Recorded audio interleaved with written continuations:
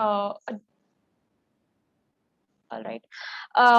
The art of injecting faults deliberately in a controlled way to understand the repercussion and the reactions of the system before the actual failure happens. It helps you to gain confidence and control over your own infrastructure and to avoid future failures.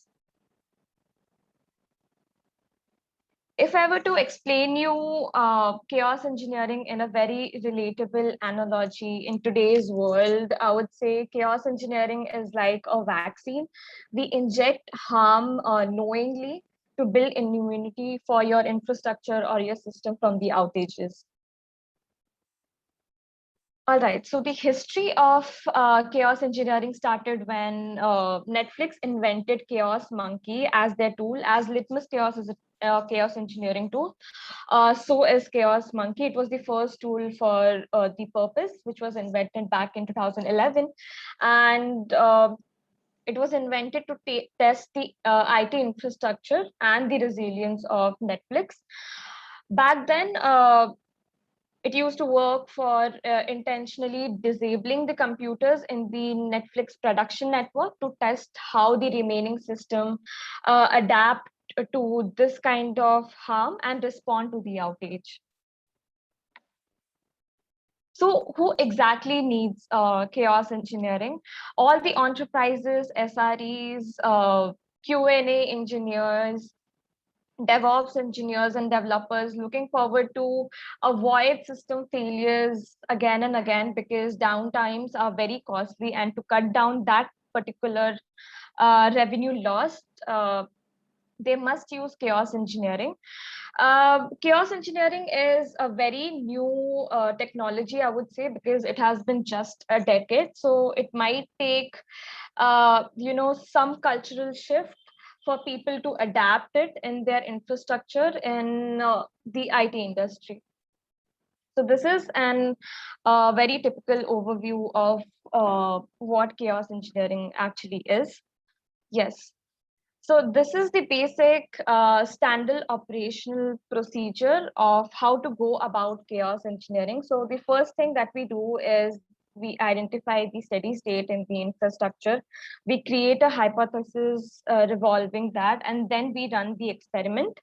Post which we verify and we improve the infrastructure, how and what all faults were recognized. And once for that particular infrastructure steady state and hypothesis has been defined, you can skip them, and you from improve you can again do the chaos experiment randomly at any given time interval. All right, so here is where I'll be giving you a basic overview of what Litmus Chaos is. Litmus Chaos is an open source chaos engineering Kubernetes framework tool. And here you are seeing a cross cloud control plane, which we call it as Litmus Chaos. You can do chaos against the clusters where the portal is installed, and you can register other clusters into the portal as targets. Chaos workflows are run on these clusters. There are many agents which understand your own workflow according to your needs, and they create necessary chaos experiment pods. Here you can see that we use Prometheus for chaos interleaved analytics. So the basic thing is Litmus Chaos can be used in any Kubernetes cluster. If you want to know more about, more deep into chaos, Litmus Chaos and its working, I hope you join the Slack channel where you can interact with our maintainers and various experienced people so that you can get a proper understanding of Litmus Chaos. So yes, that's it from my side. Next Just we have. just a question here. You mentioned like about the Litmus portal and about the analytics part. So what is the backend programming like this analytics is using? Like you throw some light on that, like how this analytics built. Yeah. Hey, hello. So from the analytics point of view, the backend we are using Golang, and in front end we are using JavaScript framework. For analytics, right now we are more focusing on the visualization part.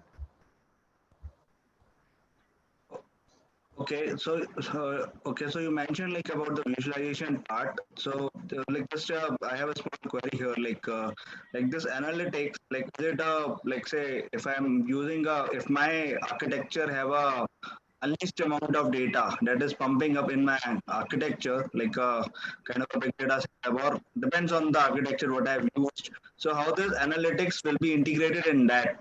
You're getting my point. Like it is kind of a like say a Facebook or any data analytics applications. If I've integrated this and I have a highly scalable architecture, it's a kind of a SaaS based. So how will this analytics be integrated with that? Is there some APIs libraries that I need to integrate with this Litmus, or is there some external tools that I have to configure for this one? So in right now, Litmus supports both analytics as part of Litmus portal, and it also supports open observability platforms for analytics. See, what you can do exactly is if you are using Litmus itself, then you will get the analytics on the Litmus portal itself. As you can see the screen, so the Litmus portal is basically the UI where you will run your chaos engineering workflows or where you will run your chaos experiments. Perhaps when Ritik or Ishan will be sharing their talk, they'll be sharing the Litmus portal itself. So what happens is while you run your chaos experiments, the portal basically it takes the Prometheus metrics or the events which act as the observability goals that we are trying to track, and they can be displayed on the portal itself, which is integrated with Grafana, or you can have your own Grafana dashboard where you can run these experiments and actually observe what is happening. So it can happen both ways, Rekha. Okay, so like you mentioned Grafana and you mentioned Prometheus. So basically, Grafana is also kind of a visualization tool also. But how this Prometheus like rules, right? Like we have to write a Prom SQL libraries or configurations are there. Are we going to cover that part also? Yeah, Yeah. yeah, definitely. In when we'll take up analytics right now, we'll be covering all those points. Okay. Okay. Thank you. Yeah.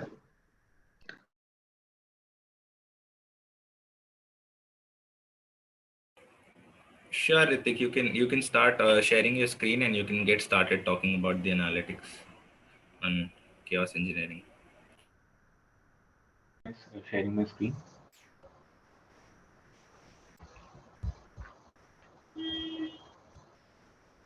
So is Litmus portal visible? Is Litmus visible?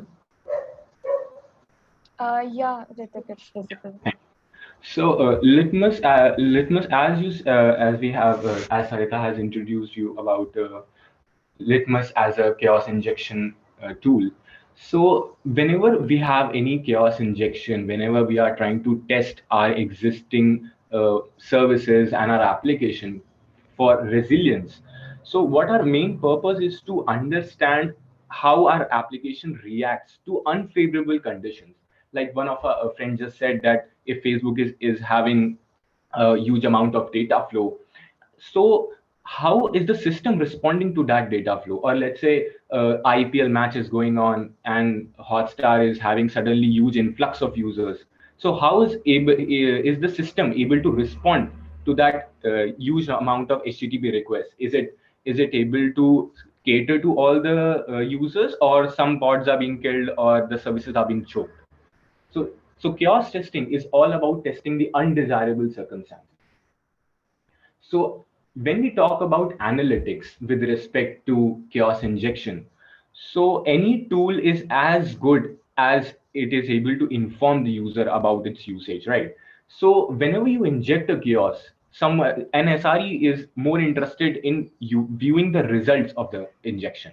So in analytics, our primary focus has been to understand all these kinds of scenarios and events and how the systems are responding to such scenarios.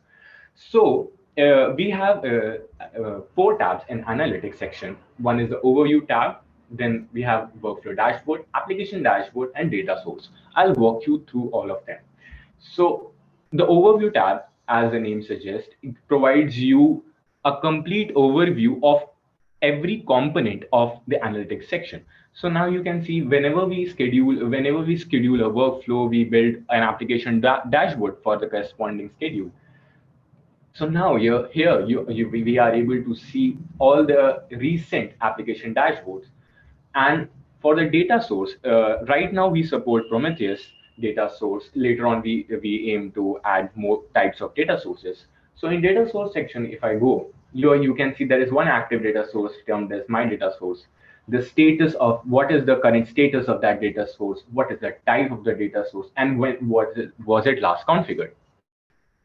So this information is catered to the user.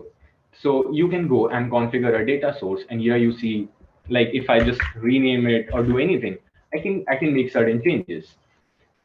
Now coming back to the purpose of chaos engineering. Chaos engineering is all about chaos injection, right? So let's start with the application dashboard. So here you see we have these schedules and run stats. So now what are actually these? So let's go a little back and go to a workflow section, because in analytics the data is coming from all other sections, right?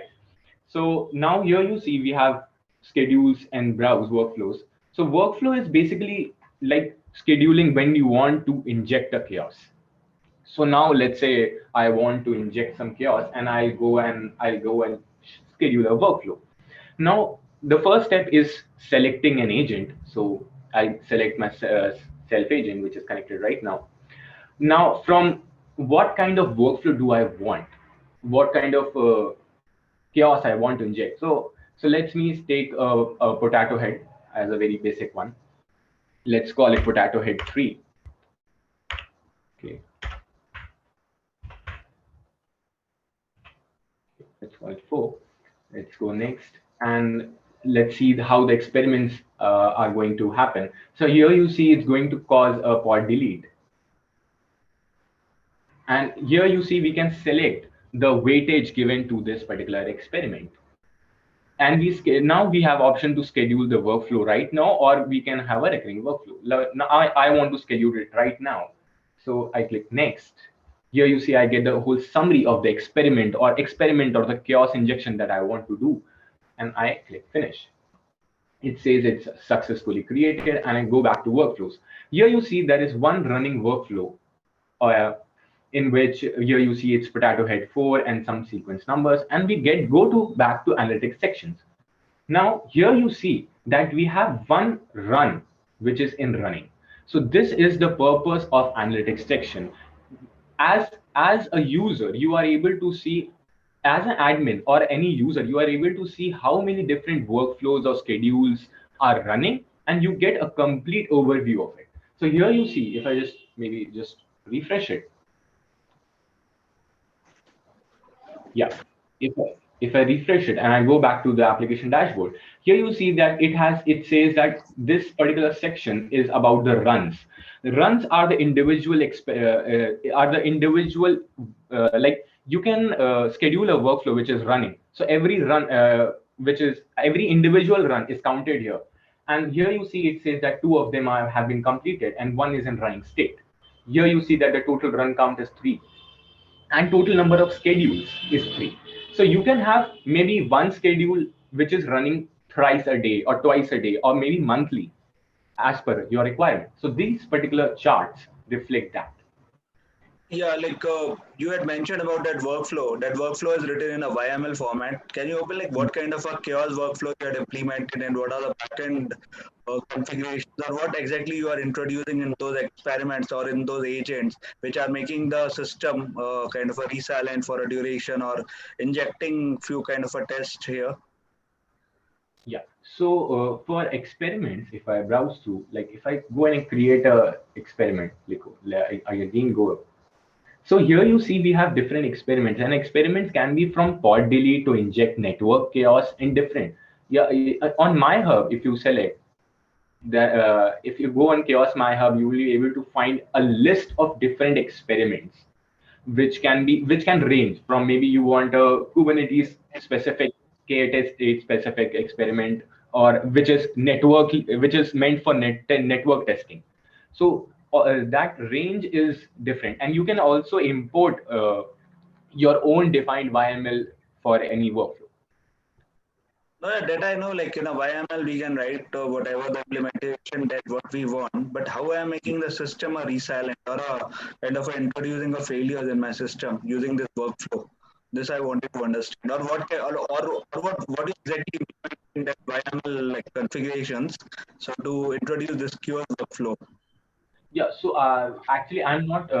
I'm working merely as in the analytics section. I can get in contact with the Litmus team who have been focused on the workflows and the workflow and the chaos injection part. Rekha, I've already asked one of our contributors to join in so that they can answer your questions in a pretty detailed way. Okay, so just give me a couple of minutes and they'll be joining in.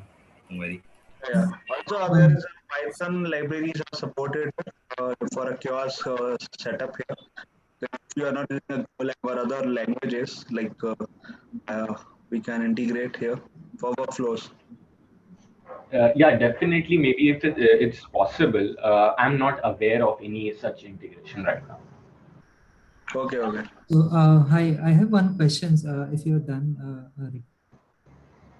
So for Yeah. analytics, right, to the presenter, when we say analytics, right, this is what we are showing is, as you know, what is happening in the system via, UI, wherein, for example, you said if you are running some, experiments either on Kubernetes or any of the clusters we have, we can see the result, we can see what's happening, from via UI. But what I understand from analytics is, right, if it gives some insights out of what has been run, and what are the results which can give us some insights. For example, if I run for a HA cluster, right, HA cluster, I run a pod delete. What happens to that cluster? What is the deviation? What is the recommendation from deviation?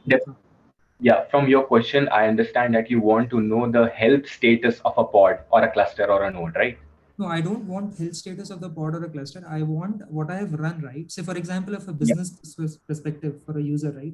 This you and me can understand, but when we have a UI dashboard, right? I as a business user want to understand what is happening in my system rather than what is happening to my pod. Basically, my HA is in a good condition or not, or my the experiment which I have run. What does the deviation mean to that? So basically, there is.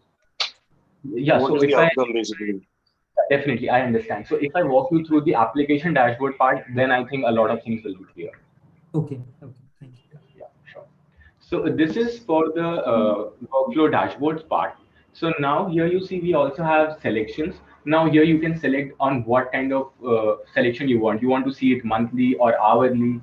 So you can probably do that. Now I think a lot of crowd is more interested in understanding what goes on the system. So now let's jump onto it in the application dashboard part, which is going to be the most interesting part, I think. So now here you see we have some pre-configured dashboards we already set. Now, let me walk you through the whole process of creation of a dashboard. Now, let's just click on add a new dashboard.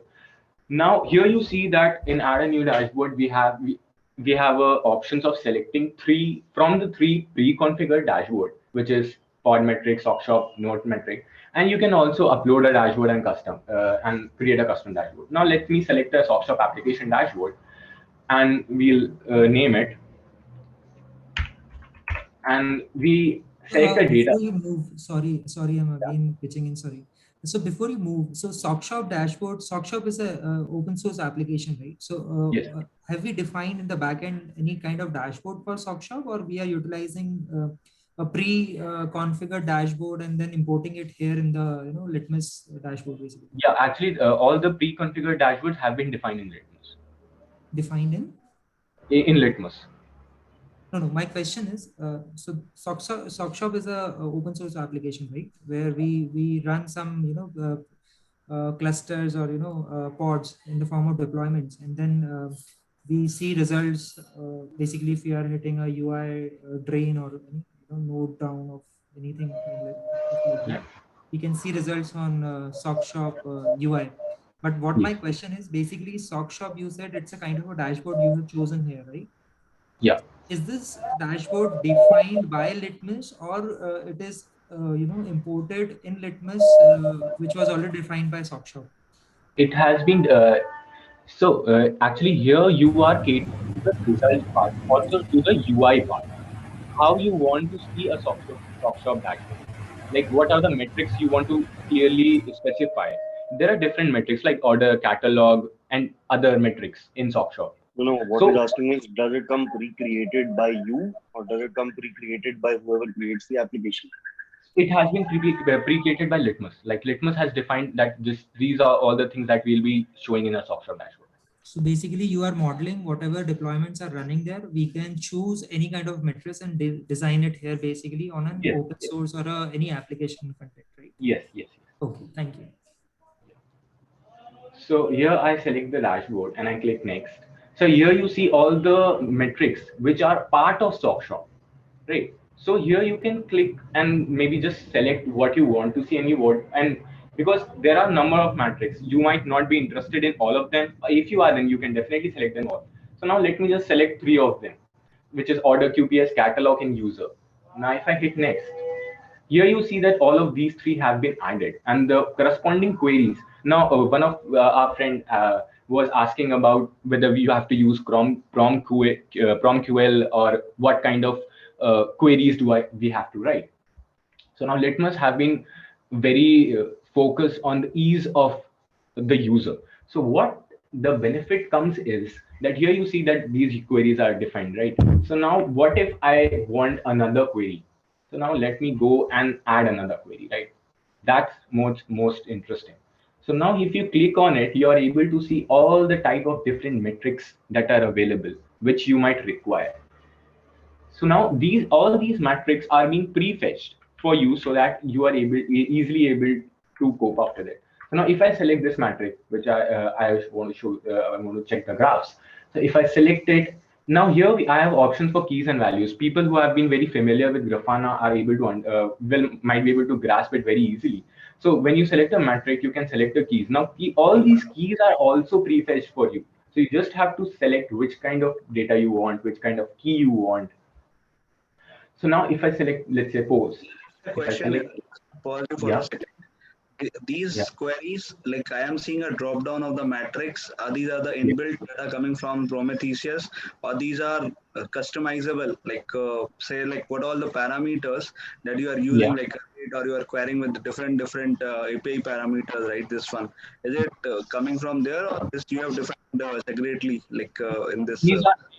These are all whatever data source you have defined. All these will be fetched as per your data source. Okay, got it. Thank you. Yeah. So the best part, it is very dynamic and it is not dependent on Litmus. It's very open source. So now if I select any, So now let's say if I just go into that and I select it again, and and I select it maybe job. Yeah, and I select that. Now here you can see that these queries will start adding up, right? Here you see you can add one. Now for legends also we can very easily define. So here you can see this particular query has been added because I had this particular query. Now all these things are very beautifully integrated so that when you are able to your ease is the main factor, because writing a prong query from the very beginning is a tedious task for a new user, and for maybe trained also. If you do not have a very well versed with the prompt people do struggle. So now for legends, people familiar with Grafana might be knowing legends, how you basically filter or you group the data. So now legends, you can very easily go and maybe select any key on basis of which you can want to group or filter the data. So now if I have selected the scope and I just open two curly braces,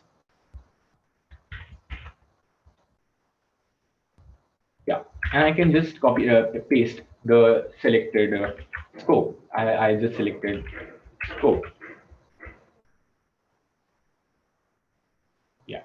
So now all my queries will be filtered based on it. Here you see I just filtered this particular query and they all start to come up. So I can add multiple legends based on my requirement. So if I want a multiple legend, I can simply go and maybe add a resource as a legend. Now all the keys which are there, which can be easily added here. Okay. So now So here you see that there is a min step. Min step is how many, like let's say you are fetching the data of 30 minutes, but you want data of every 10 seconds or maybe every 1 minute. So for a 30-minute data, if you for min step is 1 minute, you will have 30 points for every minute. Same for resolution, you can define this resolution is specifically for Prometheus, what resolution want to specify or not. Now either you can add more queries, you can save changes, or you can simply discard it. Here you see it was discarded. So now what if I want a complete new metric to be defined? I go here, here you see where I have added this particular metric, but I clicked on this, I got a new undefined metric. Now if I want to add a new metric, let's say um, demo 1, right? I just click on it and I'll be able to fetch it. Now all the panels that have been defined, all the metrics, you can simply drop down and select. And let me just rename this one as demo metric, right? And here you see this is a very empty panel. Now it's so easy to just click and drag through all the queries and just see. So now let me go for HTTP. Let's say this particular graph, and here you see the in this particular legend table it was automatically updated. In the graphs also it has been fetched for you. Now you can add any key. Now keys are optional. If you want them to add, you can add them. If you don't, you can just simply walk through it. Now you can add the legends, and you can now save the changes. So does this the graph which is shown, right, in Yes. any of the matrices, it's a can we edit this based on average, min, max values or anything sort of like that? Yeah, definitely. Anything apart from the pre-fetching of the metrics that we do, you can add your own Prometheus query. If I just go back, if I just want to configure it, let me show you. Let me just walk through that. So here you see we can write our own Prometheus query, a PromQuery query, sorry.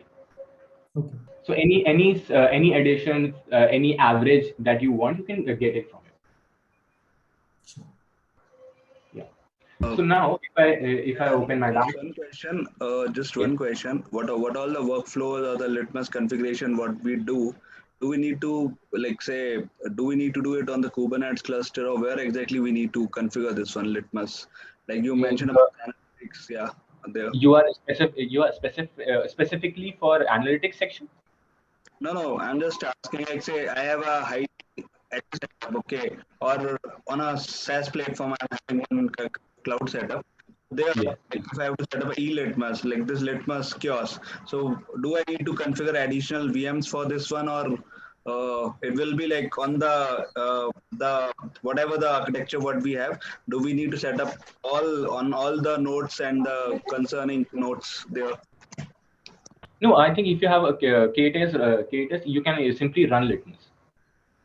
No additional. Basically, he's not asking about how to set configuration up of the this. Litmus. I guess how to set up the Litmus with the running clusters, right? You have to have CRDs. Yeah, if you go into installation Litmus guide, it is very it's specified like the installation guide. If you go, the question, sorry to interrupt.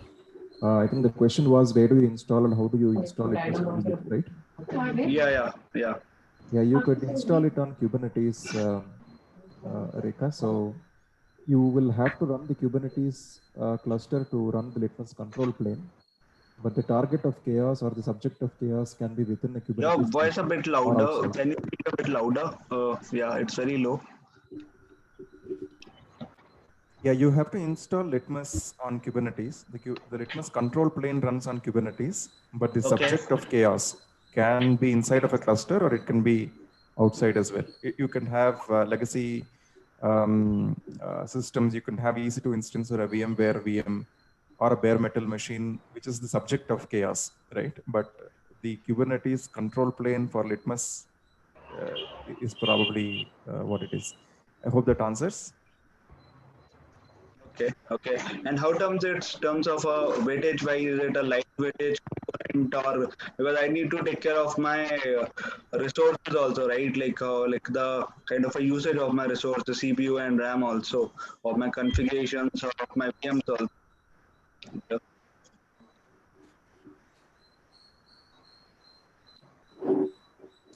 Yeah, I think I lost you. It could be my. No, no. Yeah, what I'm asking, Could you like please repeat? once I've set up this kind of a litmus on my Kubernetes control plane, integrated with control plane on the VMs.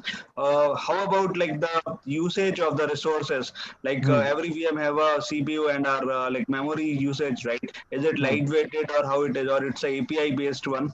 This one.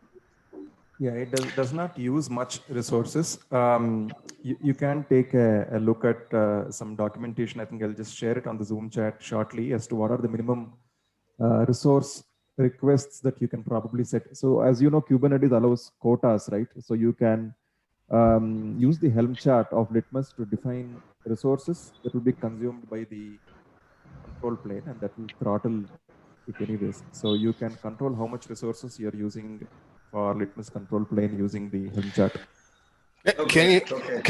Can you show the Kubernetes Litmus namespaces? I would like to see the pods which are deployed and what is the architecture in the Kubernetes itself. So this is the so this is the UI. I understand. Very nice. Very good job. Good job. Very good job. I understand how it works completely.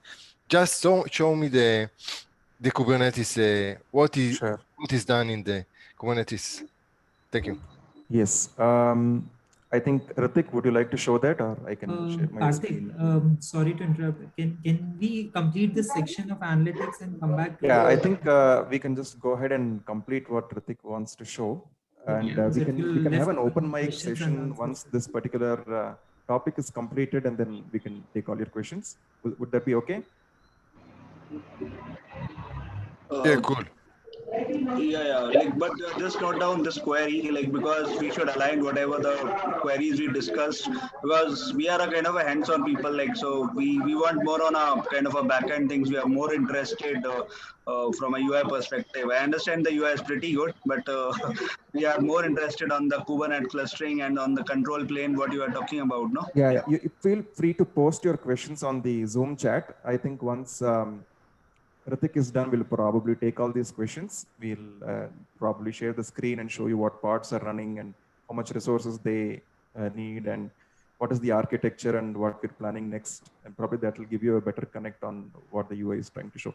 I think the session that is being explained now is to see how you can integrate your application metrics with Litmus, how you can visualize what is happening to your application as a chaos experiment is going on without having to move to a different instance or a different dashboard like say Grafana, which is also perfectly fine if you're using it. But in case you'd like to stay on the same platform and see what's happening when you do chaos, then this is probably useful. We'll just go through this. I think it'll take a few more minutes and then we'll take all the other questions. Yeah, sure. So I'll continue through this. So here you can see that the demo one is up. So this is how we have configured it. So yeah, so if you see on the info stats, here you are able to see what application dashboard you are on and what data source are you using. If you just click on it, you will be sent to this particular Prometheus endpoint, which has been exposed for the analytics that you're using. And here you can again just select any panel or disable any panel. Here you see if I disable this. So it's a plug and play easily, and you can just view any of the graphs that you want. You can pop up them. Now, also, if you have a number of dashboards that have been configured, you can simply toggle between them. Let's say if I have to view pod metrics, so I can simply switch between the dashboards. Also, now the point comes that most of the SREs have already they have a file, a setup file for the dashboard. So now you can download this particular configuration. Let's say if I download this particular JSON format, this whole dashboard in JSON format. So it's downloaded here. And if I go to the analytics section and I go to add dashboard. So now here you can see that we have an add dashboard section. So now here we can easily go select this particular dashboard.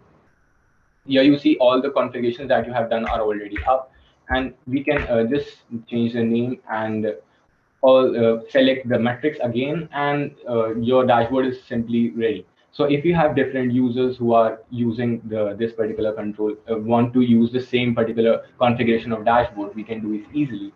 If the queries take just a little more time, you can do a refresh, a hard refresh, and you can view them.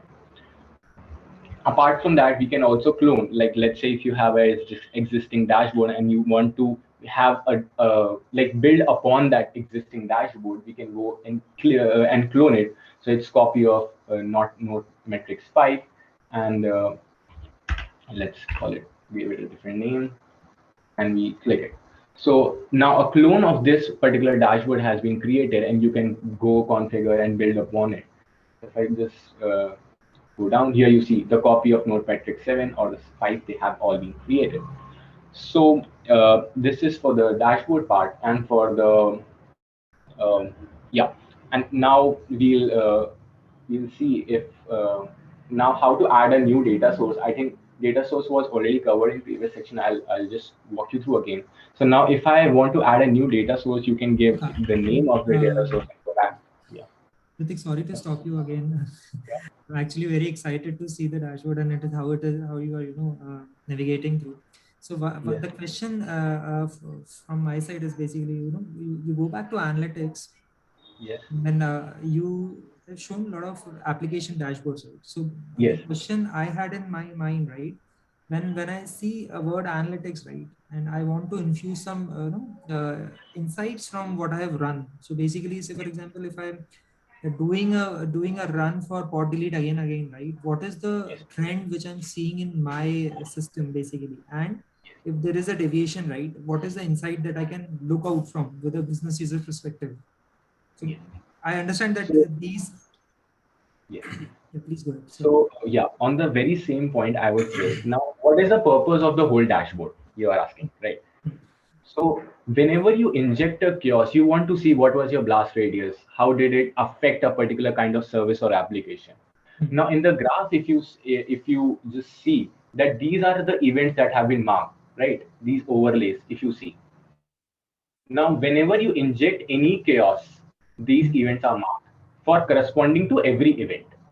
Now, whenever that chaos had been injected, you can see what was the deviation of that particular metric. So now here you see that this particular chaos was injected and there was no deviation in the order QPS metric. But here you see that here there might be some deviation, or in this particular metric, there was a very steep downflow. Now, these are the things which comes as part of analytics. Rajendra, just to summarize what Ritik is trying to say, see, when you're doing chaos experiments, you need observability. If you do not have the right observability infrastructure, you cannot derive much value out of a chaos experiment. You need to see how your applications or infra are behaving when a particular experiment is in progress, right? When some fault is in progress. The way to do that would be to sort of couple your application dashboards that you might already have along with some chaos metrics. So you will exactly know when the chaos period is happening. Probably, Ritik, you can zoom in on that overlay part there. Yeah. So you'll know exactly when the chaos started, when it ended, and during that period, how the application behaved. If you're looking live into your system, as you are doing the experiment, if you're already peering into your dashboards, you might want this particular feature as it will tell you exactly when the chaos started or it ended. Even if you're not doing it live and you sort of run an automated scripted execution of this experiment, you'd like to come back and see, okay, throughout my chaos intervals, how did the application behave?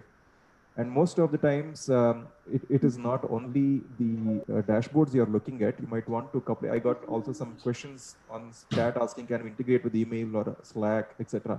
You'd also need the framework to throw out some alerts into the regular notification channels that you might have about what happened. So it gives you a total picture, what is happening.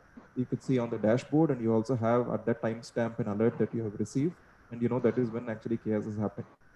So as a chaos framework, we'd like to hook into observability systems and tell exactly what is happening when.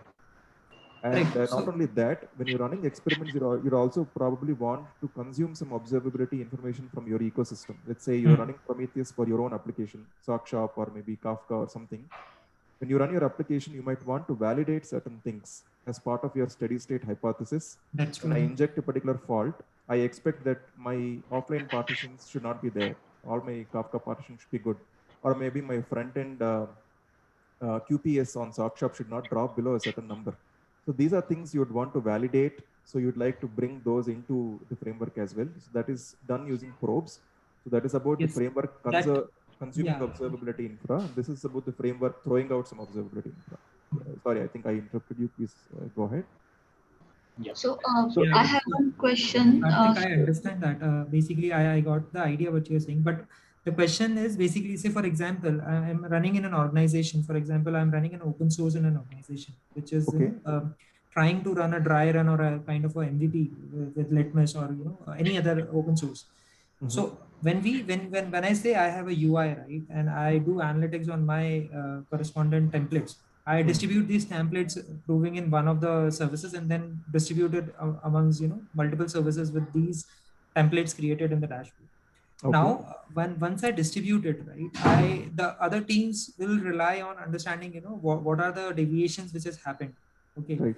What kind of impact which has been induced in my particular service or particular cluster.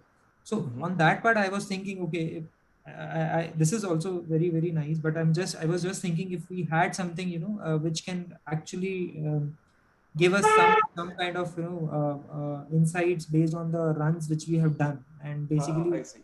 I understood your question now. Okay, so I think what you're probably talking about is if I have run some chaos against some applications and I see some application behavior, and I want to record that application behavior, derive some insights or inferences around how that experiment has gone, assign some metric to it, something like a resilience metric to it, and then compare it build over build or release over release or across clusters, etc. That's how we will come to check, right? What is my insight on resiliency, basically, to an unknown user or a business user perspective, nothing else. Right. So so that is real actual analytics or probably data analytics around chaos experimentation. I will take you through that in a bit, Tejendra. There is something called resiliency score that we define in Litmus. What we're trying to show here in front of you through these dashboards these are the deviations what happened in the times when we have run the chaos experiments. This is more of an instance live kind of information that you'd like to correlate, and it's more of live monitoring rather than analytics over or processing existing data. Because it's a misnomer when we say analytics, right? It becomes a very, very detailed thing which comes into my mind. Okay, I have a good analytics in my background. You are right. I think that's good feedback. In fact, we need to rename the particular field, whatever is called analytics today. I think, Ritik, can you just go to that sidebar which says analytics? Because if you see from a CX or DevOps manager perspective, I will always come back to this page and say, hey, I got this analytics from this page, and these are my couple of good insights from done, and then can prove it to other services also. They will come on board easily when we give them something real fruitful out of this. Right. I completely understand that. That's a great point. Sorry, this should be renamed as monitoring, and probably analytics should be what we'll talk next. I think that will be they need to be separated out in the UI. That's a good point. We'll take our current as per our current setup, analytics envelops both monitoring of the site, the real-time monitoring, and in future the insights that you talk about. Yes. So because when we integrate New Relic or Datadog kind of observability stacks, they themselves show analytics, or CloudWatch. Some people were asking CloudWatch, right? These integrations would be great to showcase the graphs based on Prometheus, Grafana, or whatever it may be Kali or anything else. But yes, I think it would be great if we add. It would become a huge driving factor for at least people like us who are implementing open source to other organizations. Sure. Thank you. There was a question by Tejshri. I think we sort of cut you short. You would like to, I think, Ritik, are you done, or you would like to show something else? I'm done. Maybe I think Ishan can follow on. Okay. In that case, Tejashree, you had a question? Yeah, so I think he was asking the same, but I just want to ask, like, do we have anything where we can compare, like, what is the expected behavior, and then after chaos, this is the trend we are observing. So, like in maybe in anomaly detection or something, we get like this is the trend, this is the expected behavior, and then we can, based on that history or pattern, maybe we can tune that alarm or maybe that spike.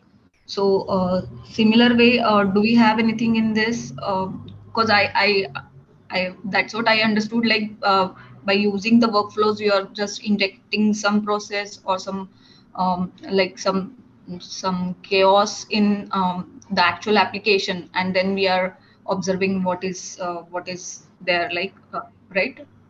Yes, you're right. And there are some features which will also help to do those validations and set up the alarms and things like that. I'll probably address that. Thanks for asking that question. I think I'll probably share my screen and just clear the air on some aspects of Litmus. I think there are questions on what it actually tries to do and what is the architecture, what are the parts that run, how much resources does it take, do you people have any way to validate results or application behavior? What is the resilience data that you're storing, and what is the analytics that you provide? All these are the, I think, standard questions that are there. If there are any more, please feel free to ask in the chat. I'll try to cover it.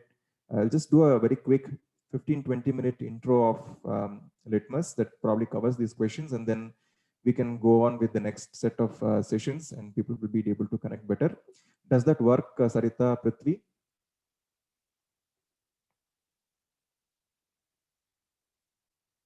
Pardon, Karthik? Does that work? Can I go ahead? Yeah, sure, yeah. Okay. I think Nagaraj is asking whether it is stress testing Kubernetes and all that. Yeah, we'll try to address that. Let me share my screen.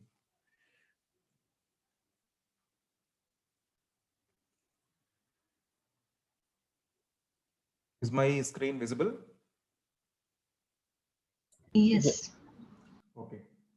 Yeah, so Litmus is a chaos engineering tool. I'm sure you got that intro. Some of these Saturday chaos engineering meetups are around Litmus, and we have covered some of these in the earlier meetups. So which is why I think we did not go through the intro today, but I think it's probably a good idea to just do a quick intro in each session, set the context.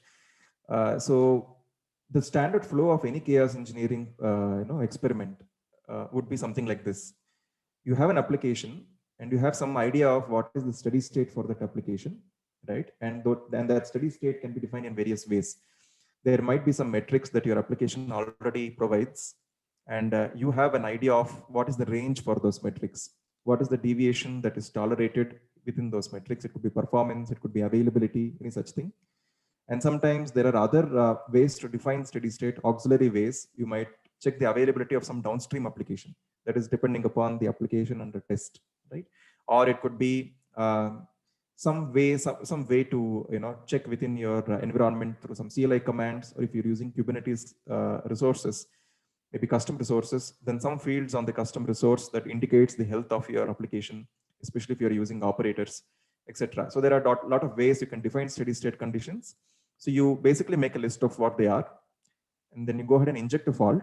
The fault could be anything as simple as doing a delete of a pod, killing of a node, doing an ungraceful takedown of a node, or you could be injecting some kind of intrapod, interpod network connectivity issues, or you might be stressing the system by eating up CPU or memory within a pod, or you might be eating the scratch space or the disk space on the node. There are so many ways we can do faults.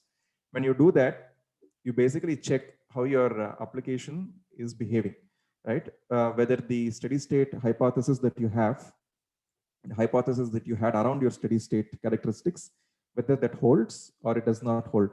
If it does hold, if things are still good, if the deviation is within limits, if your application continues to be available, or let's say you did brace for failure and things will go down, but you have an idea of how quickly it should recover, which is called MTTR, mean time to recovery. If that is still within limits, then you will say that, okay, my application is reasonably resilient to this condition, to this fault, and you move on to the next fault to see whether things are good. Or if there is something that is disproved in your hypothesis, then you have found a weakness. So either you need to change something in your business application, your logic, or you might have to change your deployment practices. You might have to change something within the infrastructure or the platform that you're running. So typically your Kubernetes based deployments look something like this. You have your platform services, bare metal, cloud, whatever. You have the Kubernetes control plane. You have a lot of tooling that you've pulled from the cloud native ecosystem for service discovery, for monitoring, storage. Then you have your application stack, your databases, message queues, and then your application with its middleware and front-end services. So there's a lot of points of failure, and you are essentially going to follow this particular model. And Litmus provides some custom resources to define chaos intent and steady state validation intent. And there is an operator that reconciles this custom resource, which means it actually executes the chaos and does the validation, right? That is, we made this because we wanted to be consistent with all the other activities that you do on Kubernetes. Everything is declarative there. So everything is a resource and reconciled by a controller. So we wanted to be homogeneous with that user experience, and then created Litmus in the same way, right? So there are some custom resources like a chaos engine, chaos experiment, and a chaos result, which are what are holding the information. The engine and experiment hold information about the chaos you're going to do. The chaos results hold information about what has happened. And then there is a chaos operator, which reconciles the engine and experiment and does the process of injecting the fault, right? And all the faults are containerized. They run as a job. So each experiment runs as a Kubernetes job. That's a very brief. You might know all this. I'm just doing a quick run through. And this is a very quick representation of what the CRs are. And you will be able to appreciate the meaning behind these CRs when you see the actual demo of a chaos experiment, which I'll do very shortly. The experiment is a granular definition of your fault, the low-level parameters that I associate with a particular fault. What is the interface against which I need to do my network, egress network class, for example. All these kind of things are defined within a chaos experiment. Engine is what you might define on a day-to-day basis, because chaos experiments are pulled from a resource called as the chaos hub. There is a chaos hub, which you might see here. You might have already taken a look at this. So there are all experiment templates that you can pull. They are static templates. You can just pull them, and you can start doing chaos against it. You can create your own templates as well. And this is something that is not reconciled actively. This is something that you pull and is read by the the chaos jobs that get created. So that is the chaos experiment. Chaos engine is what you would most probably create. And this is what maps to your test case, so to say. The chaos engine is what tells you, I want to do a particular fault as defined by the experiment on a particular application instance. Let's say I have a Hello service running or a Sock Shop service running, and I want to go ahead and point my operator to say, please do this fault called network loss or pod delete against this particular application. And how do you define that application? You define it or identify it by the namespace in which it resides, the label it carries, or the annotation that it is having, and the kind of application it is, the kind of workload it is. So Kubernetes defines workloads as deployments, stateful sets, daemon sets, replication controllers. And if you're in OpenShift, then there are things like deployment configs, etc. These are the parent workloads in which you would have deployed your application. You would have wrapped and deployed your application. So you will be pointing to that particular parent workload and bridging the fault that you want to do against it, while also telling a lot of run characteristics. What are the resources my pods should come up with? Should I retain my pods after the experiment, or should I clean them up? What is the steady state behavior that I have to validate automatically during the experiment run? All these are things that you would define within the chaos engine. So this is very much your test case that you're defining. And this is the library or the template that you're pulling to do your test case. I think you can relate it like that. Chaos result is what holds the information of the experiment that just runs of your chaos process. What is the state of the experiment at a given point of time? Is it still running? Is it completed? What is the verdict or the success of the experiment? Is it pass? Is it fail? And how do we arrive at that pass or fail, depending upon some probes or steady state validation definition that you provided in the chaos engine. So based on that, how each of those checks went, check 1, check 2, check 3, whether they are successful, they're not successful, what is the total success factor of the experiment? Let's say 2 checks passed out of the total 3 defined. So you have about 66% or 67% of success rate, and you would like to see that information somewhere. So all that is held in the chaos result. Schedule is an auxiliary CR which will help you to repeat your experiment over a period of time. You can strictly schedule it, you can randomize it, you can define start or end timestamps, etc. Right? So these are the chaos resources. And the topology is like this. And I'm talking X, right? And 1.x is what is being used in production and is being used by a lot of people. It is very simple. There is an operator that you pull. There is a Helm chart or an operator manifest. So it's a single pod. So you need to run it against your cluster, or you can force it to be set to a namespace. The boundary can be just a namespace. And then there's the chaos engine and experiment CRs that you create that is going to launch something called as a set of chaos jobs. So these are Kubernetes jobs that actually run the fault, and then the result is stored in an experiment. So the schematic diagram on the right side actually shows you that you have an operator and then you have the CRDs. CRDs are the API endpoints that you need to create before you actually create the CRs themselves. So when you install Litmus, the control plane consists of just the operator, and you will be pulling the experiment from the hub, and then you will be creating the chaos engine. So that will launch some pods to carry out the chaos process, the chaos injection, and then the information gets stored inside of a result.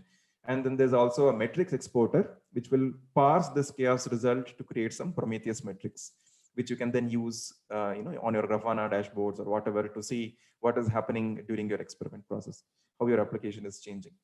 So with that, I'll show you a very quick demonstration of Litmus 1.x. This will give you an idea of what pods are there. So this is what you will have in Litmus. So the manifest for this is available as a Helm chart, or you can go to Litmus repository, and there is manifest that you can see here. So 1.13.6 is what I've installed. This manifest has all the resources that you need to create. It has a namespace. It has the RBAC for running the operator, right? And then it has the CRDs also that is placed inside of the same YAML, and then it has an operator. So when you install it, it is going to create CRDs. You can check for Kubernetes CRDs in grep for chaos. You'll see these 3 CRDs that get created. The 4th one is auxiliary. It's from an older time.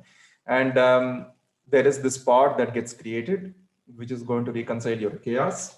And this is all that you have, right? And then you have the chaos experiment CR that you can pull in. So I have already pulled that in from the chaos hub, and I have put it inside of a namespace called Nginx, and it has all these templates that get installed. The pod delete is the one that I just show you right now, but you can do all the other experiments from the generic category as well. These are all the generic faults that you can do on Kubernetes. Then you have the chaos engine manifest, right? The chaos engine manifest is the one that bridges your application. In this case, I'm just going to do chaos against Nginx, which is a pod that I'm running in the Nginx namespace, right? I just want to go and kill it. And it's a very simple test. I don't have any validation that is specified. I just say I want to kill an Nginx pod as defined by these characteristics, namespace, label, kind, and I just want to do a pod delete experiment against it. I can override it with some details, right? How long I want to run it, and what is the interval or iteration that I want to do, and what is the service account that it can be used to carry out chaos. So you might ask, when I install the operator, I already got an RBAC and a service account. Why cannot I use that? You can, but we're just trying to showcase the fact that, let's say you are running in some sort of a self-service model, a multi-tenant environment with different namespaces in your cluster, each given to a different developer, and you don't want them to sort of have visibility beyond their namespace. You want to strictly control what they can do. So you can create a service account. The developer can create a service account with just enough permissions to run this experiment, and then attach it in the chaos service account and then run it, right? Or if you have autonomy over your cluster, you can just use one service account for doing all experiments across applications on all namespaces, things like that. That's the admin use case. So let me just apply this chaos engine, right? And very quickly, I'll show you what Litmus 2.0 does and how we arrived at the UI that you're seeing and what Ritik was showing. This is just to build some context. So I applied the chaos engine, and with this, you will see some part that is getting created. So there is a pod delete pod that got created, and it is going to kill this Nginx, which has been running from last 2 days. You can see that it is killed. It's going to go and do that experiment. I mean, the kill process 1 or 2 times, depending upon how you've set your interval and duration. And all this will happen, and the experiment will complete, right? At this point, I did not add any validation specifically to say, please validate this when I do my chaos. By default, Litmus is only going to check whether the Nginx pod that it is going to kill is alive and healthy, and it verifies that using the pod status and the container status within the pod, and it will do that before and after. There's going to be a pre-chaos check and a post-chaos check to see whether the application under test is good, it is running and it is fine. But I have not defined any other validation. I'll show you how you can do that very quickly. After the experiment ends, these pods can either stay in completed state or they might be removed, which depends upon the job cleanup policy that you've defined. So I have said retain just to be able to show you the logs. So now you can actually see that the logs will still be, the pods will still be there in completed state. Let me do a very quick log of this, and you will be able to see that it is doing some pre-chaos checks to see whether the application is good and healthy. It filters the pod that needs to be killed based on the details that you provided. And this is the chaos candidate. And then finally, it does the kill the number of times you asked. It does a post-chaos check to see if your application is healthy. Then it just ends, right? And all this information is then stored inside of a chaos result. You can just describe the chaos result in the Nginx namespace. And you will see that it has a 100% success percentage. The experiment is passed and it is completed. And there are a few events that you can track. If you have some framework that can already query events and show them to you, then you can make use of this as well. This is what we had in 1.x of Litmus. Very simple. And the problem that we were trying to solve for the community was put your chaos intent in a declarative way and run your chaos just like you would do any other Kubernetes operation via operators and controllers and resources and all that. But that would not be sufficient for an organization and enterprise, because there are a lot of other things that you would like to do. For example, how do you visualize the impact of chaos? When I say visualize the impact of chaos, there are several ways of interpreting this. One is, I want to see my chaos experiment in progress. It might be a fairly long experiment, different faults strung together. You might want to see that happening, what stage the experiment is in. That is also visualizing chaos. And then the other visualization that Ritik was showing you, what happens to my application during chaos? How do I see my app behavior during chaos? Let's say I ran some experiments overnight. I came back the next morning. I want to see during chaos how the application behaved. So I need to go back and check my dashboards and see how the application metrics changed during chaos. So what are the hooks that you provide? That's one way to think of visualizing impact of chaos. The other one is that what Tejendra asked. I've run a lot of experiments over time, and it has given me varied results. Now I want to compare those results and see whether I've improved, my application resilience has improved or it has decreased. How do my KPIs hold against my application resilience? So all this is visualization of chaos. The other one is the question that Tejashri asked: how can I go ahead and validate the behavior of my application run and then derive a verdict based on that? I don't want to look at dashboards. I want my experiment framework to tell me, okay, this is the success factor of your experiment. And I've arrived at this success factor depending upon some checks or constraints that you wanted me to validate during the course of the experiment run. So how do I do that? That is important, right? Then let's say I want to do a very complex scenario. Misfortune, when it happens, does not happen singly. You have a lot of faults happening together. I might be doing pod delete, so it might want to reschedule the pod in another node, but that node is already filled to the brim and there are no resources left. There's insufficient CPU. The pod stays in pending state. I cannot schedule. So what's happening? Does your vertical pod autoscaler work? I mean, your node autoscaler work? Is there a new node created? Will the pod go ahead and get scheduled there or no? These are all things you might want to verify, right? You might want to do complex scenarios. So you want to eat up CPU in one node, but you also want to do pod delete against another node. Things like that. You want to string together scenarios in some order. Maybe you want to chain failures, or you might want to do things in parallel, etc. So how do you do that? And then how do you exert stress on the system when doing chaos? Nobody wants to do chaos experiments in a utopian scenario when there is like nothing running on the system, right? You want load coming in. So how do you do that? And how do you associate a resilience metric that connects your application and your chaos scenario? What is the story that you're getting out of your chaos experimentation? Something that we just alluded to when we talked about visualizing impact. And the other, this is all around experimentation process itself. And then there are some operations challenges around chaos engineering in an organization, right? How do you collaborate on chaos? Maybe do you have, you might have teams that are like, you know, doing some chaos against a specific set of applications. You have SRE teams. So you need to enable you to collaborate and run chaos, or you might want to share results among people. You might want to add experiments to a hub that people are sharing. How do you do that? How do you tackle the operations challenges? Then how do you manage chaos across a fleet of clusters? You have an organization with thousands of clusters. You cannot keep installing Litmus operator against every one of them by yourself. Though you can script that, you can write an Ansible playbook that says, please go put operator and exporter on everybody, run this chaos engineering at this time. There's a lot of plumbing that needs to be there. You might invest a lot of time and budget trying to script your way around chaos experimentation process, which might not be optimal for some of the organizations, though some can afford to do that. So how do you manage chaos more effectively? You might want to have a single control plane where you're tagging multiple clusters or registering multiple clusters into, and then you're able to do chaos on all of them and visualize all of them in one go, get some reports, etc. So how do you do multi-tenant management of chaos? And then about managing configuration drift with chaos. So I showed you a chaos engine. Chaos engines can be more complex than that. And you might want to keep changing those chaos engines based on the way your application or your infrastructure evolves. And you might want to keep syncing that somewhere, right? How do you manage chaos artifacts? You want to avoid configuration drift. You want to sort of bring this into your GitOps flow. What is the single source of truth for all chaos manifests, etc.? So that is another challenge. And how do you operate in air-gapped environments? You have your local intranet. You don't have access to the public chaos hub. How do you write experiments and maintain them in a private chaos hub?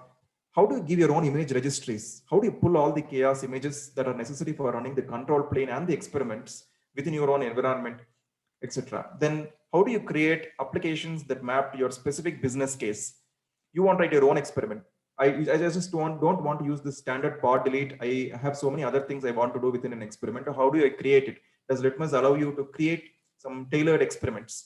So these are all things that are there as operations challenges. So when we built out 1.x, showed it to the community, evangelized it, we got all these requirements. Some of them we got directly, some of them we had to sort of derive by doing different conversations. And we thought we have to add this into the next version of Litmus, which is 2.0. Right, that is where the portal is coming in and all that. So this is 2.x topology, and you have a centralized portal. It's called as the cross cloud control plane. And one of the things I missed here to talk about in this previous section is I don't want to do all my chaos just on Kubernetes. I have a hybrid infrastructure. I run some non-critical services on Kubernetes because sorry, was that the question? Okay, I don't think so. Okay, so how do I go ahead and ensure that I do Kubernetes chaos as well as chaos outside, right? Some of my non-critical services are on Kubernetes, but there is some outside on clusters like the standard EC2 clusters, maybe which is not Kubernetes, maybe ECS, maybe vanilla EC2 instances or your GCP instances, or maybe VM machines on your on-premise VMware setup, ESX setups, or maybe on Azure. I want to go ahead and inject chaos on those as well. I want to do out-of-band chaos to kill those instances, detach disks, inhibit network, but I also want to do CPU and memory hog inside those instances. So how do you enable that? Can I use Litmus as a single control plane to do chaos against both Kubernetes as well as standard legacy infrastructure? That was also one of the requirements. So when we created a Litmus portal, we sort of factored in all these requirements, and you have multiple clusters that you can register into the portal. And there will be some agents that will get installed on them. And operator is also one of those deployments which will get installed there, and you can do chaos against them, right? And you have the unit of execution of chaos as a workflow, not as a simple chaos engine. And a workflow is where you can define multiple faults strung together in some order, in sequence or parallel. And then we have metrics that you are collecting from the clusters around chaos, and you will be able to see them within the portal. That's what Ritik was trying to show you. Okay, and you can do chaos against non-Kubernetes instances as well. We make use of the providers APIs, run the business logic of chaos from within a pod, but impact the entities that are not really Kubernetes entities, right? So this is what we sort of came up with, and this gives you a scope for doing a multi-tenant architecture. You can just install Portal on one cluster and do chaos against several, and the Portal will give you the option to monitor your chaos, to download results of chaos and analytics and all that. And the architecture is like this. You have a workflow that is defined on the Portal, constructed on the Portal. The control plane itself, the Portal itself is consisted of an auth server, MongoDB to maintain state, and a GraphQL server. And the agents which are there on your cluster where you want to do chaos is comprised of a subscriber that speaks to your GraphQL server and applies your chaos workflows and other manifests. And then we have the controllers to actually reconcile these resources. So the workflow controller reconciles the workflow resource and creates the chaos engine. The operator takes that chaos engine and then goes ahead and runs your chaos, and then the standard process that you already saw holds. Your metric exporters are going to parse your results and provide your Prometheus metrics that you can visualize on the Portal, right? So this is the distributed architecture that we have on 2.0, and we'll very quickly see 2.0 in action, right? Let me just take you through how this can run, and this probably will also answer questions around how you can provide your own validations for an experiment. So this is the Portal. I just went ahead and logged in and I got a project. And once I had the project, I have the agent which I can connect. So there is a self agent that automatically connects here. So the cluster where you put this Litmus Portal, right? That is the cluster which will also get connected as a target for chaos, and you will have some agents getting installed. So to answer Tomek, the question around what are the pods that are there. So in the Litmus namespace, you earlier saw just this, the operator, right, in 1.x. So in 2.x, you have a host of others that are created here, some of which are actually optional. So you can choose to ignore them if they don't make sense to you. So you have the Litmus front end, the web UI, which I opened, the Litmus server, which is the GraphQL server, and MongoDB stateful set to maintain state. Then you have, this is what resides on the control plane. And since the cluster which hosts the control plane also automatically registers itself as a chaos target, you have the agents also getting created. The agents are the subscriber, which speaks to the GraphQL server to actually do the chaos. And then you have the workflow controller to reconcile an Argo workflow. You have the operator to reconcile the chaos engine, exporter to parse metrics, and an event tracker to help you with GitOps, right? That I'll come to later. In the subsequent versions of the Litmus Portal, that is, we are beta 8 now, it's an advanced beta. We might go GA in a couple of months.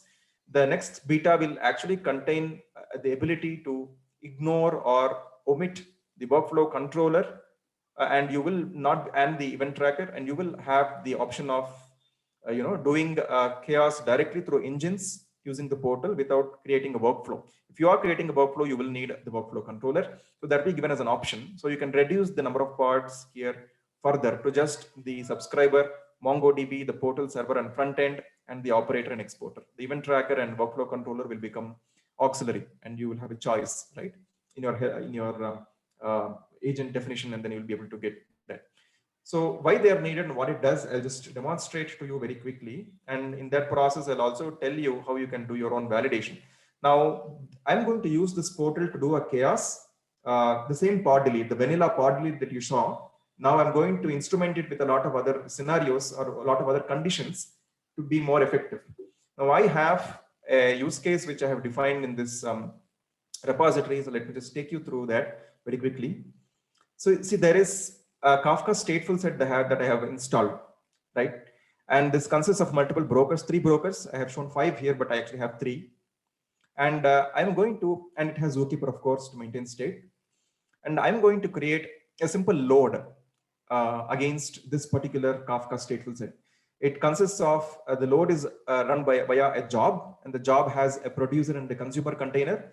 It's going to put a message stream that is as simple as this, just a string with a timestamp.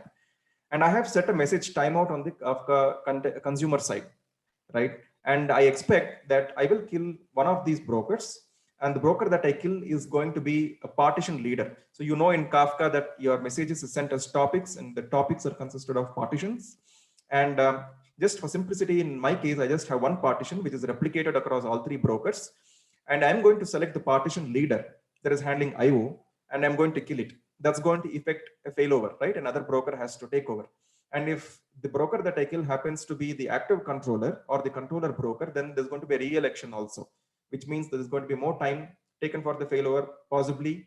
And my message timeout that I've set against the consumer will actually be tested. Is it tolerant enough, good enough? No, all that we'll check. And this might change for cluster to cluster. It depends upon the storage that I am using, the CNI that I am using, and other cluster parameters that will influence how fast my failovers happen, how fast my message stream will work, whether the timeout that I've set is good enough or no. So these are all things that you might want to test out in your environment and learn from the chaos experiment as to what is the right values that you need to set, right? So this is my use case. And this is a simple pod lead, but there is some intelligence involved here in generating this load as also identifying the partition leader, right? That's all burned into the experiment. Now, not only do I want to check this, my primary constraint is to see that it does not time out like this. There is no exception. And I'm going to validate that constraint using a probe, what I call as a command probe. There are different kinds of probes in Litmus. HTTP probe, through which you can make REST API calls, Prometheus probe to check Prometheus metric deviation, command probe to run commands and see what's happening, the return value and the std out you can basically compare. And then you can also do k-ATEST probes to go and query k-ATEST manifests and list them and do CRUD operations against them, all that. So I want to check, along with the primary constraint of not getting a terminated container on the consumer, I also want to check that there are no offline partitions of Kafka, or I don't want to see under-replicated partitions before and after chaos. When I kill a broker, of course, there's going to be under-replication. So that you would expect that, but I expect things to self-heal. And by the time I finish my experiment, they should not have any under-replicated partitions. That's one check I want to make. Then I also don't want to see any offline partitions or data unavailability through my experiment. So I need to define this. So all this comes together in the chaos workflow. And this chaos workflow is defined like this. It's a workflow resource, which has a particular set of steps. So you saw in the previous demo that we did, we pulled a template from the hub, okay, and installed that in the namespace. And then we actually applied the chaos engine. So you can basically string that together, those steps in a chaos workflow in an automated fashion. And you can also write other steps to do more faults. And if you put a single dash here in a workflow, it means you're doing it in parallel. If you put 2 of them, it actually means it is in sequence. So you can control the order of doing chaos. And if you look at the chaos experiment, the chaos engine itself, you will see that you have a standard mapping of application instance to the experiment name that we did. The bridging is happening here, the chaos service account, job cleanup policy. All of them is from the previous world of 1.x, but you also have constraints that you're defining. I want to do an under-replicated partitions check. And this check is basically done at the edges, right? Before and after chaos. And you can see that I have a query, Prometheus query against a Prometheus endpoint. And I'm doing a cutoff against it. I'm validating that this always should be 0, right? Whenever I execute it at the beginning and end of the chaos. You can think of this as your SLI and this as your SLO, the cutoff as your SLO, right? You can think of it like that. And then there's an offline partition check, similar endpoint. I have my query and I'm checking that there should be no offline partitions, but I do this continuous. I don't do this only at the edges. And then there's a stream continuity check that I'm doing using a command probe, and I do it only for the period of chaos, because this is when the load will be active. I'm not going to run load before and after. Load is going to be only during the chaos process. So there's another mode of usage. And each of these probes has some run properties like timeouts and intervals and retries. And if it's continuous or on case, you'll also have a polling interval, things like that, right? You might be familiar with this syntax from the readiness and liveness probes, native probes of Kubernetes. So this is what you have. And this is my complex chaos engine now that I've created. I'll go ahead and execute it. The process of doing chaos here is simplified to the user who doesn't want to deal too much with the CLI. Maybe you could go ahead and select the agent where you want to do the chaos.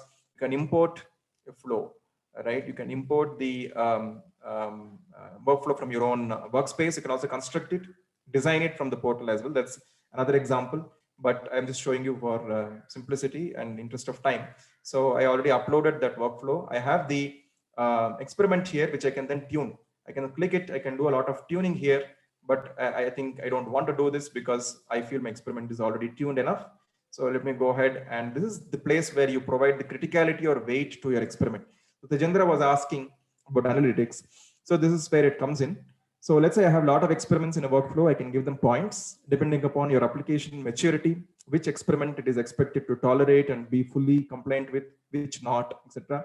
You can provide those details, and then you can go ahead and schedule your chaos, and you click finish. Your chaos is going to run, and you will be able to visualize your chaos. You will see that the chaos workflow has started. You'll be pulling experiment, and then you'll be applying the engine, and then you will see the impact of chaos on this Grafana dashboard. I have a JMX standard JMX dashboard, and this was an older run, but now you'll also see the same thing happening. You will see that this is the messages and bytes that we have. This is expected to spike when a new pod, liveness pod or load pod is brought up, and you will see the replicated partitions turning red because one of the brokers is going to go down. You'll also be able to see offline partitions, what's happening to that, right? You'll be able to see that here, whether this stays 0 like we expect it to, or whether it changes, whether the experiment, the message stream continues, whether the timeout is good enough, all that you'll verify, right? And this part, I just came to a Grafana dashboard to see what is happening. Instead of you having to come over to another dashboard, if you want to see it from within the portal, that is what Ratik was trying to show, where you can go to the analytics section. You will be able to attach your own data sources, get the same JMX dashboard here, provide the right metrics, and see what's happening during chaos, right? That is one way. But if at all you want to go ahead and see how your experiments have run over a period of time, right, and compare it, then you can basically select your previous workflow runs like this. You can compare your workflows and see whether your resiliency is dropped, whether it is increased. This is what you would probably show to your CFO or your CIOs to say, okay, this is how my resilience story is. And your workflow is the one that your score is mapped against. And your workflow is expected to be a complex scenario, an end-to-end scenario that defines how good your application is. You might be stringing together several faults against a particular service, validate SLOs using probes, and get a success factor. Multiply that success factor with the points that you gave or the criticality that you gave, divided by the total points, and you get a resilience score. It's a weighted average, and that weighted average can then be compared over time. You can also be exporting that as reports. You can basically get a report which we are still trying to enhance with more, pack in more data and make it more intuitive. Right now it is a little bit rudimentary. You will be able to see the workflow that ran, what are the score, and what was the experiment name that ran, and things like that. You can make it more useful, right? That we are in the process of trying to do that, and we're trying to improve those dashboards, and that's what Ratik was trying to show to you. And we've come a long way since the past few months, and there's a lot of scope for improvement there. So if you take a look at the workflow, this is actually failed. So which means my hypothesis is disproved, and the 60 seconds that I set for my consumer timeout is not good enough. And that is what you will actually find here. If you take a look at the chaos results, you will see that my replicated partitions check is good. So self-heal is good. Offline partitions good. So somebody did take over eventually, but the timeout that I set was not good enough. So the stream failed, right? That's the analysis that I get. And you will accordingly get your probe success percentage. It's 66%, 2 out of the 3 probes passed. And then you're going to multiply the 66% with the 8 or 10 points or whatever you gave using that slider, and you will derive a resilience score, which you can then compare. And on Grafana, you will be able to see this red area here, which is actually telling you this is the period when chaos started, this is where it ended, and this is how the application changed, right? The broker went down and then came up. This guy was actually red. You can see a spike, and then he became green once again. Something changed in the active controller. Maybe that was the guy who was actually broken. So a lot of this information we can verify. You can see that the load increased because we created a load pod when we did this experiment, etc. So this is how you can get an end-to-end picture. And let's say you want to create tomorrow your own experiment with your own condition. How do you do that? These are the tailored experiments that you would like to create, in which case you can actually go and use the Litmus SDK. So the Litmus SDK is a simple tool to help you, bootstrap your experiment. It will create a scaffolding of .go files. It's there for Python and Ansible. Python is getting built. Ansible is already there. So you can actually use this SDK, fill out a YAML with some metadata around what your experiment is going to do and what application it is targeted for. Where will you find information about the experiment? where will you get the community to discuss about it, things like that, what permissions are necessary to run that experiment, and then run an SDK. You'll be able to generate all the scaffolding necessary for the experiment, all the libraries, all the package files, etc. will be created. You can then go fill in some business logic according to your need of what you want to do in that experiment. Like in Kafka, we started a load pod. We did basically some partition leadership identification. All that you can do yourself, maybe for your application, for your environment. And then finally, arrive at a chaos experiment CR. And that chaos experiment CR is going to look something like this. Let me take the example of a very simple pod delete chaos experiment CR, right? You can basically go and take a look at it here. It basically tells you that information. This will also be scaffolded. You just need to fill out what is missing. This is the image that you're going to wrap your experiment in. And this is the pull policy and the entry point that runs your experiment, minimum tunables that are necessary to run your experiment, and some metadata around it, right? So you can submit this to your hub, you can upstream it, or if you think that's an enterprise thing and you're not comfortable upstreaming it, you can fork a repository called as Chaos Charts, which is the canonical backend for this hub. The hub is essentially rendering all the information that you're placing inside of a Chaos Charts repository. You can just fork this, create a private fork, create a CR, just like the ones that are already there. For example, the pod delete that I showed you on the hub is available here. It has an experiment YAML, a sample engine, and a recommendation for what RBAC you can use for it. And there is a file called chart service version, which actually has metadata. So this is what is rendered on that card, right? When you go here, you see pod delete, you see all the sidebar, all that's coming from here. So basically you fill out some information like this and you maintain your own hub. You can go and add that hub inside of your portal. You can go to your hub and connect your own hub, a private one if you want, by providing the access keys or SSH tokens, and then you will be able to see that experiment here. Then you will go ahead and create your own workflow. You'll be able to create that in your own environment, right? You can basically go ahead and create a new workflow or a new experiment and do all that. You'll also be able to store in this particular portal. There's also settings for GitOps that you can see, and you can ensure that whatever workflows that you're constructing using the portal can be committed into a Git repository. And whatever changes, and there will be a golden copy. So whatever changes you make there on the Git repository will then get stored or will get reflected on the portal. You will be able to use that in the next schedule of your experiment, right? And you can also run workflow schedules, not just a one-time workflow. You can do it continuously and all that. So this is the overall story of Litmus, and where we were focusing on today is the analytics part, where you don't want to go to Grafana outside, but you want to see what's happening to your application as the chaos experiment is happening live, right? By connecting the data source. That was yeah. So Karthik, Santosh here. This is really good. One quick question, like, see, basically you're trying to inject a failure and see if the system is reliable or not, right? Let's say if it's not reliable, it's not resilient to come back to the service. Now, from SRE perspective, can I have a kind of a dashboard where it can show me how much error budgets it has consumed? What is the SLO compliance dashboard looks like? What is the SLI dashboard looks like? Is it because of this failure? I mean, just think of it in a real-time scenario. Kiosk engineering is where something you're trying to manually injecting the failures, right? Now, in a real-time scenario, when there is an incident happen, okay, if there is an outage, now I would like to see how much error budget has been consumed. What is the SLO complaints for it? Let's say on a quarter-on-quarter basis or year-on basis.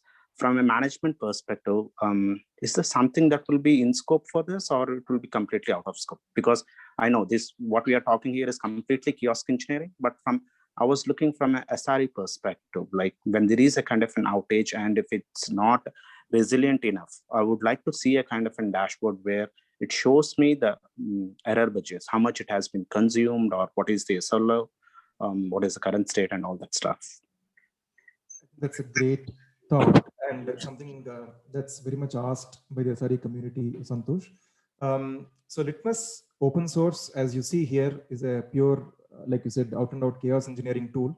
Though we are trying to add some resiliency perspective, with resilience score and the analytics and that you can do against the resilience score, you would still need a way to identify SLIs and SLOs in a declarative way and just visualize them on the portal, and also see how your error budgets are being consumed over time, not by willfully injected chaos, but something that happened naturally. That is something that we are looking into. There is, this is probably an open source meetup, but there is probably an enterprise version that we are working towards, which probably has more of overall reliability perspective, off the shelf load injection capabilities and SLO and SLI compliance metrics and error budgeting and recommendations around what's happening around chaos, maybe how your system probably needs to be tuned and things like that. So that is something that we have. So based on how much of a request it is, and based on what the community is thinking about it, and whether this needs to be brought into the open core, that's something that we will decide going forward. But yeah, it makes complete sense. And this is definitely something we are looking towards. If you'd like to really see this in the open source tooling, I'd recommend that you create an issue on Litmus chaos/Litmus, and we will take that through the standard community request loop. There is a steering committee. There is a SIG integration for Litmus, which basically talks about what features that we can add and how to prioritize them. That would probably go through that route. Got it. Thanks, Scott.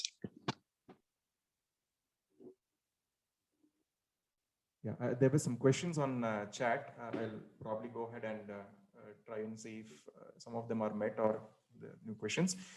I'm just scrolling through them around resources. What are the minimum resources? I think there is a link that was shared. I hope you will see a table there detailing what are the minimum resources for the control plane. But again, that is something that will scale depending upon how many chaos experiments you're doing at a given point of time. So you have the option of restricting how much resources you want to use. For the control plane, using the Helm charts, you can add a resource section there. Or if it is for the experiment that you're talking about, there is a docs.litmuschaos.io. You can take a look at the concepts section, and the chaos engine has a lot of spec items that are exposed here.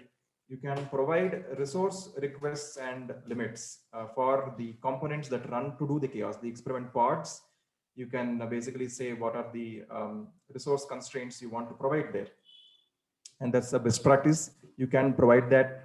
The portal still doesn't allow you to define resources.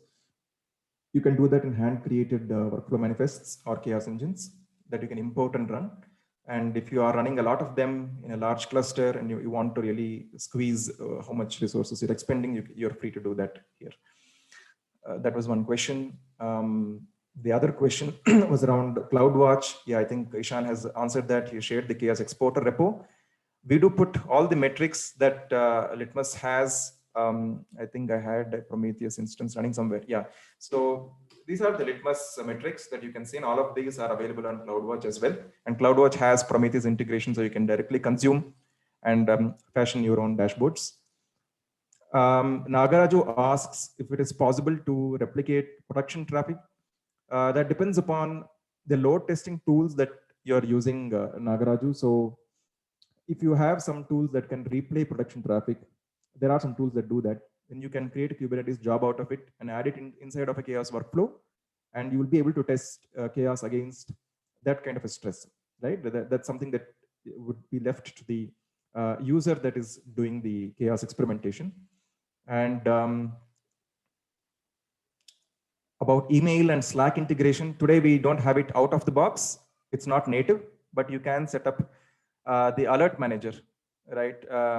Basically go ahead, and I think I have some alerts set up here. You can see that there is a Litmus experiment failure alert that I have fired, and it is something that alert manager can put to the right sync, email, Slack, any such, right?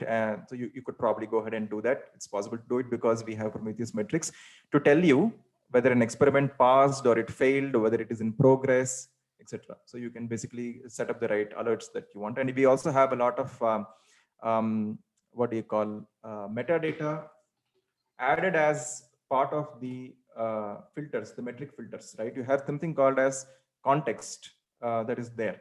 So the context is going to help you to actually tell you why you did the experiment and what for you did it and how you can group them together. All that is done by default within the Litmus portal. You can hover on the graphs that Ritik showed, and you will be able to see what failed, passed, and what is the context, what is the parent workflow that ran it, all that. But if you would like to create your own dashboards to do that, you're free to do that as well. You can use Grafana to do that as well. That was another question. Can you do as part of CI/CD at scheduled times? That I would see them as two different questions. Sujit, yes, you can do it with CI/CD. We have some GitLab remote templates within Litmus, which are integrated with Litmus 1.x, not so much 2.x. So you have GitLab remote templates. So let's say you have some CI/YAML, GitLab CI/YAML. You could use the remote templates that are provided here, and you could import them into your GitLab CI/YAML. It looks something like this. Provide your own application variables, and the template will then take care of putting the Litmus operator, creating the chaos engine, applying it against the app that you defined here, and then ensuring that the GitLab job that ran that particular experiment and the GitLab job's success or failure depends upon the chaos results, success or failure. So you could do that, and there are some GitHub actions you can make use of as well. There are some GitHub chaos actions which are very similar to the remote templates. You can use that if you're using GitHub workflows. And if you're using Spinnaker templates, you can use them as well. We have Spinnaker templates also. More importantly, in 2.0, we have this thing called Event Tracker, which is also going to help you for CD, not so much CI. So what this does is, let's say you have an application which is being automatically upgraded or managed using some GitOps flow, maybe Flux or Argo CD or Keel, something like that. The moment you upgrade your application, you'd like to do a sanity check. You might want to do some chaos against it. So the Event Tracker allows you to sort of run chaos against an application based on an event, right? Application upgrades are one of the events that the Event Tracker tracks. So when an application is getting upgraded, maybe there's an image change, you could subscribe to a particular workflow for that application. Let's say for this Kafka experiment I showed you, Kafka stateful set can subscribe to the Kafka workflow, and it can be stored in Git. And whenever you get an upgrade on Kafka, Event Tracker is going to ensure that you can run the chaos workflow on it. You will be able to see the results of it on the portal. So you could integrate that with your CD flow. And in case you're running some kind of a scheduled workflow on the portal, you will be able to do that. You saw that there's a standard cron workflow every hour, minute. You can set up chaos, and you can set up an interval, and then it will run. So that is the scheduled chaos, like a background service. So that was, and is there, it would be great if Litmus recommends what needs to be done after it finds a fault using ML. That's a great thought. I think we probably, that depends a lot on the environment. What we could do is provide hooks to say, these are the post-chaos actions that you can take. And you can define what those post-chaos actions are. And you can automate them depending upon your own, machine learning and things like that. So that's a good thought. ECS chaos. So ECS, I assume, is the previous version of EKS, where it's just the Elastic Container Service, Tejendra. Litmus does faults against instances and Kubernetes resources, not so much on native bare containers, though you could do chaos against instances that run these containers. That's possible to do. And there are some experiments that you will see on the Litmus documentation. Docs.litmuschaos.io has the EC2 related experiments inside of a section called as Kube AWS Chaos. You can take a look at some of these tests by loss, by ID, by tag, and things like that. And we also have a new set of experiments that we have added, which are not there in the release yet. It's still on the master branch. You can take a look at it and run it with CI if you like, called SSM chaos integration. So you could go inside of an EC2 instance and do CPU faults, CPU hog or memory hog or latency injections or things like that, right? So you can do that using the AWS SSM chaos experiments. So feel free to just explore that. There are other questions Is data encrypted in transit from data sources? It's a great question. I know Grafana supports that. We don't yet, but I think I'd let Ishan or Ritik take that question. Ishan or Ritik, do you have a comment on that?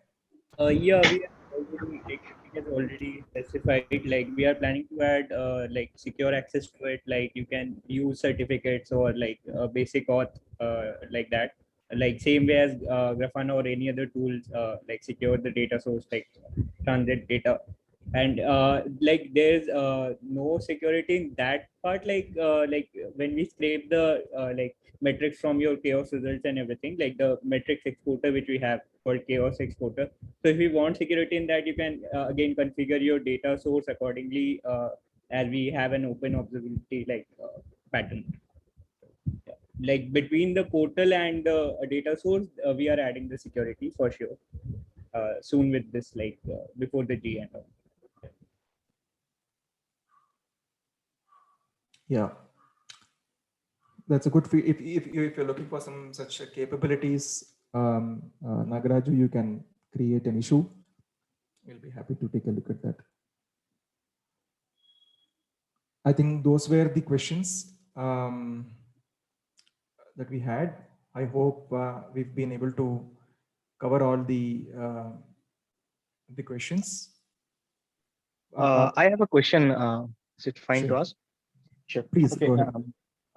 So in specifically large setups, so where you see, because you see Prometheus getting its operating at the back end, and then you were pulling off the alerts and I mean the rules on PromQL, and then you are showing off so on the dashboards, right? So I mean, we have seen like in large setups where Prometheus storage, I mean, normally fails where there are lots of data.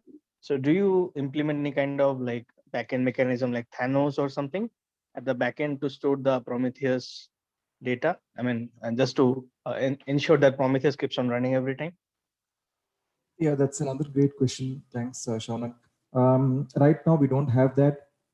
I think we are sort of taking these Prometheus metrics real time. They're being fetched real time. So the monitoring that you see is basically from the information that we're gathering then. Out of that, except for the chaos results, whether a particular experiment passed or failed, we do not store any other information. So the pass and failure is stored in MongoDB, but all the other information is sort of left for the users to manage within their own clusters. So if you want to see metrics beyond a certain time point and persist it, you could use something like Thanos there. But Litmus itself does not consist of a time series database. It just has Mongo to store salient information about workflows that sort of summarizes how it went, but it does not store the metrics itself. So we don't have something like Thanos implemented on our side. And you could do that at the clusters that are registered into the portal for visualization. Okay. So, I mean, in the future, is there any, option coming up? Yeah, we're trying to keep the framework light and do one thing well kind of a thing. But this is something we might look into. Like I said, I was trying to mention to Santosh, there are some features which we are trying to build to give an overall resilience platform, right? Not just to do chaos. And that is probably, you can call it the enterprise version, which we are trying to build out. And this is something that we did consider there. In fact, for logging as well, the same question applies to logs as well, right? So yes, we are fetching these logs from the cluster directly and showing you real time, but we're not really storing those logs. We don't have something like EFK implemented with Litmus. Whereas you probably, for a resilience framework, that is a package, you might need to see that as well, just like you would like to see metrics and persist them. So that is something that's there. We have this practice of some of these features that we are seeing now were added over time, brought into the open core, depending upon how the community was shaping up and how the ecosystem is shaping up, and how the maintainers felt about sort of taking those features and putting them into the open. I think this will also take that route, Shaunak. But yeah, it's a good one. If you believe that it should be there, please go ahead and create an issue.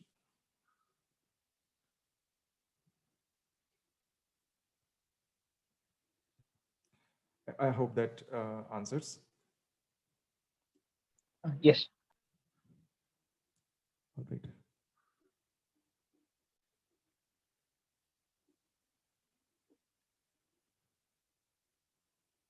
All right, folks. So do we have any other questions?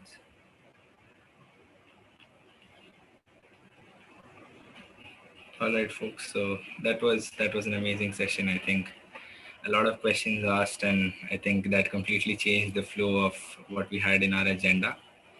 But it's Sorry been about that. I think I hijacked a lot of Ishan's time. I think now that we've set context, probably the next session we can go ahead and show the other features that we planned. So sorry about that.